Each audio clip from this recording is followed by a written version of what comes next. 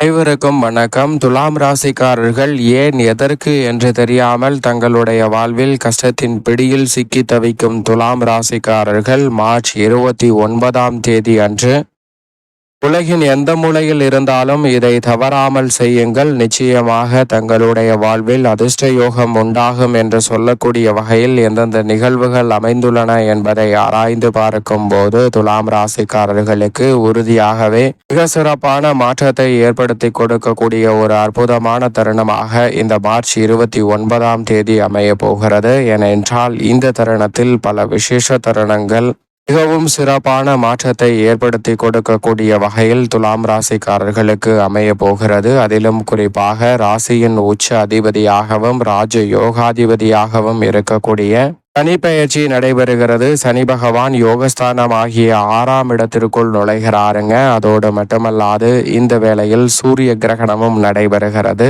அதோடு மட்டுமல்லாது இந்த தருணத்தில் 6 கிரகநிலைகள் ஒன்றாக இணைந்து பலம் பொருந்தி அமைப்பிலும் பலம் இழந்த அமைப்பிலும் ரூணரோக சத்துருஸ்தானம் ஆகிய 6ஆம் இடத்தை வலு சேர்க்கின்றன.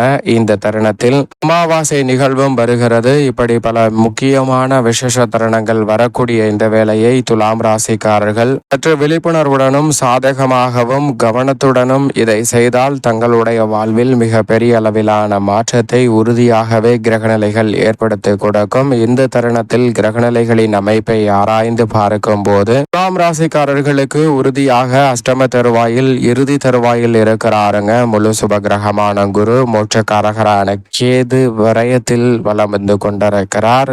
கர்மஸ்தானம் ஆகிய 10ஆம் இடத்தில் செவ்வாய் சஞ்சரித்தாலும் லாபஸ்தானத்தில் இருந்து பின்னோக்கி நகர்ந்த அமைப்பில் தான் வலம் வருகிறார். அதோடு மட்டுமல்லாது மற்ற கிரகநிலைகள் அனைத்தும் 6ஆம் இடம் என்று சொல்லக்கூடிய மிக வலுவாக ரோக சத்ருஸ்தானமாகிய 6ஆம் இடத்தை வலு சேர்க்க போகின்றன. மேலும் குறிப்பாக இந்த வேளையில் மிக வலுவாக சனி நுழைகிறார். திருக்கணிதத்தின்படி மிக அற்புதமாக 6இல் வலுவான அமைப்பில் வலம் வருகிறார். ராகு சூரியனும் அமோகமான மாற்றத்தை அள்ளி கொடுக்கக்கூடிய அமைப்பில் நிலை கொண்டிருக்கிறார். இந்த வேளையில் சுக்கிரன் உச்சம் பெற்ற நிலையில் பின்னோக்கி நகர்ந்து கொண்டிருக்கிறாருங்க. புதன் நீச்சம் பெற்ற நிலையில் பின்னோக்கி நகர்ந்து விட்டார். மேலும் இந்த தருணத்துல சந்திரன் மிக வலுவாக ஆறில் நுழைந்து அதற்கு பிறகு வளர்பிறை சந்திரனாக மாறுகிறார். இப்படி நவகிரக நிலைகளின் அமைப்பும் துலாம் ராசிக்காரர்களுக்கு இருக்க அதிரடியான மாற்றத்தை இந்த வேலை உறுதியாகவே ஏற்படுத்தி கொடுக்கிறது.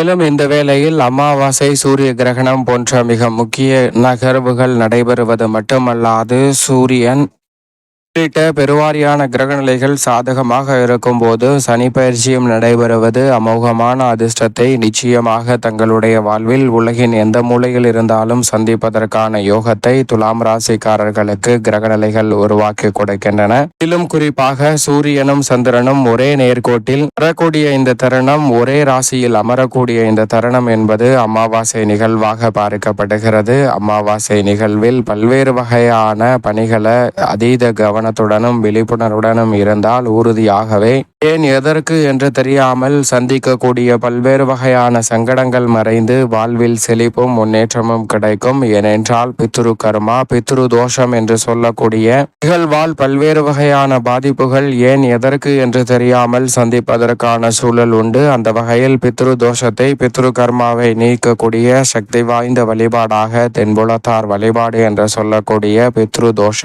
அமாவாசை வழிபாடு மிக சிறப்பான மாற்றத்தை அள்ளி கொடுக்கும். அந்த வகையில் முன்னோர் வழிபாட்டை தென்புலத்தார் வழிபாட்டை மேற்கொள்வதன் மூலம் உறுதியாக மாற்றம் உங்களை தேடி வரும். ஏனென்றால் தென்புலத்தார் வழிபாட்டிற்கு பிறகுதான் இறை வழிபாடு என்று சொல்லப்பட்டிருக்கிறது. அந்த வகையில் பார்க்கும் போது முன்னோர்களின் வழிபாட்டிற்கு பிறகுதான் இறை வழிபாடு மேற்கொள்வதால் மிக சிறப்பான மாற்றம் தங்களுடைய வாழ்வில் கிடைக்கும். இறுதியாக உலகின் எந்த மூலையில் இருந்தாலும் மார்ச் 29ஆம் தேதி அன்று அதிகாலையில் எழுந்து நீராடி எள்ளும் நீரும் இறைத்து முன்னோர்களுக்கு தர்ப்பணம் கொடுத்துவிட்டு அதற்கு பிறகு நிச்சயமாக முன்னோர்களுக்கு படையல் கொடுக்க வேண்டும்.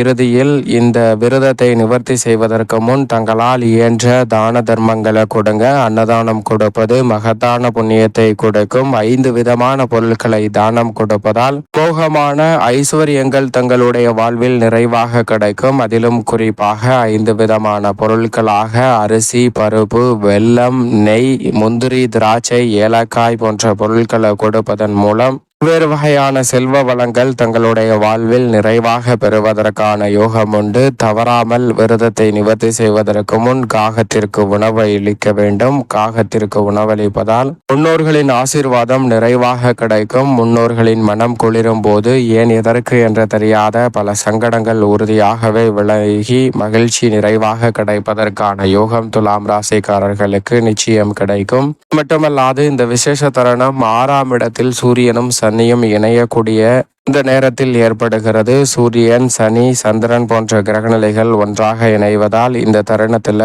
நிச்சயம் செய்யக்கூடாதவையாக நகம் வெட்டக்கூடாது, முடி வெட்டக்கூடாது, முடியை விரித்து போட்டு எந்த பணியையும் மேற்கொள்ளக்கூடாது. நிச்சயமாக அன்றைய தினத்தில் குளித்ததற்கு பிறகுதான் எந்த பணியாக இருந்தாலும் மேற்கொள்ள வேண்டும். சமைப்பதற்கு முன் கட்டாயம் குளிக்க வேண்டும். கோலம் போடுதல் மிக முக்கியமான ஐதீகமாக பார்க்கப்படுகிறது. முன்னோர் வழிபாட்டிற்கு நிச்சயமாக இன்றைய நாள் வீட்டின் வாசலில் கோலம் போடுவதை தவிர்க்க வேண்டும் என்பதை இந்த ஐதீகமானது உறுதிப்படுத்துகிறது. புதிய காரியங்கள் துவங்குவது போன்றவற்றையும் தவிர்ப்பது நல்லது. தசாபுத்தியின் அடிப்படையில் சில பணிகளை மேற்கொள்ளலாம். எண்ணெய் தேய்த்து குளிப்பதையும் நிச்சயமாக தவிர்க்க வேண்டும். அன்றைய தினத்தில் சனி பயிற்சியும் நடைபெறுவது மிக விசேஷ தருணமாக பார்க்கப்படுகிறது. யோகஸ்தானத்தில் ராசியின் உச்ச அதிபதி நுழைவதால் அமோகமான வாய்ப்புகள் தடையில்லாமல் உங்களை தேடி வரும். எனவே இந்த சந்தர்ப்பத்தை உலகின் எந்த மூலையில் இருந்தாலும் சரியாக துலாம் ராசிக்காரர்கள் பயன்படுத்திக் கொள்ளுங்கள். அது மட்டுமல்லாது சூரிய கிரகணமும் நடைபெறுகிறது. சூரியனும் பூமியும் ஒரே நேர்கோட்டில் வரும்போது நடுவில் சந்திரன்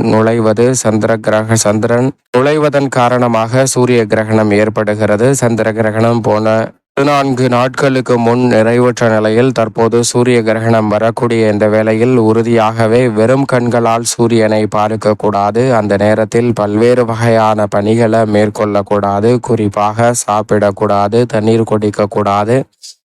நகத்தை கடிப்பது, நகத்தை வெட்டுவது போன்ற பணிகளை நிச்சயமாக மேற்கொள்ளக்கூடாது. கடினமான பொருட்களை தூக்குவது போன்ற பணிகளையும் அந்த தருணத்தில் மேற்கொள்வதை தவிர்க்க வேண்டும்.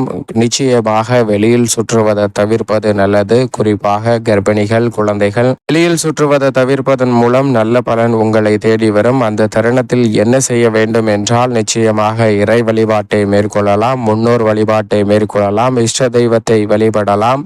அதில் நேர்மறையான சிந்தனையுடன் அனைத்து வகையான பணிகளையும் மேற்கொள்வது சூரிய கிரகணம் நடைபெறும் போது ஏற்படக்கூடிய பாதிப்புகளை விலக்கி நல்ல முன்னேற்றத்தை தங்களுடைய வாழ்வில் நிறைவாக ஏற்படுத்தி கொடுக்கும். அதோடு மட்டுமல்லாது இந்த தருணத்துல உணவில் சமைத்த உணவுகள்ல துளசியை பயன்படுத்தலாங்க. துளசியை சேர்ப்பதன் மூலம் நல்ல மாற்றம் தங்களுடைய வாழ்வில் நிறைவாக உலகின் எந்த மூலையில் இருந்தாலும் தேடி வரும். அதற்கு பிறகு இயல்பான வழக்கமான பணிகளை மேற்கொள்வது நல்லதாக அமையும் என்பதை கிரகநிலைகள் உறுதிப்படுத்துகின்றன. இது போன்ற விஷயங்களை உறுதியாகவே துலாம் ராசிக்காரர்கள் சிறப்பாக மேற்கொள்ளும் போது ஏன் எதற்கு என்று தெரியாமல் சந்தித்த பல சிரமங்கள் விலகி தங்களுடைய வாழ்வில் மகிழ்ச்சியும் முன்னேற்றமும் நிறைவாக கைகூடும் என்பதில் சந்தேகமே இல்லை.